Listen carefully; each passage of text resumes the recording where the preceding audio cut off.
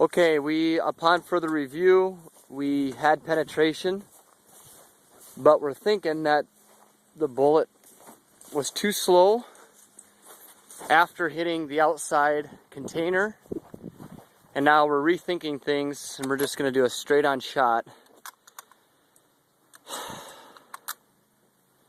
This has got to be right. Here we go. Now I think this is going to happen for sure.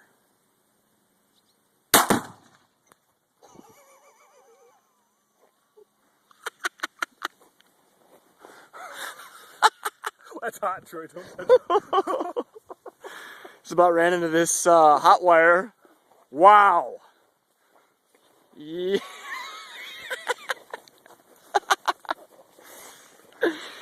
Okay. The door did not need to be shut. Did you see that piece that flew off that landed about 150 yards from the site of contact? Oh my, this is disintegrated. Holy cow. HP, are you finally getting this, what this thing can do? Are you finally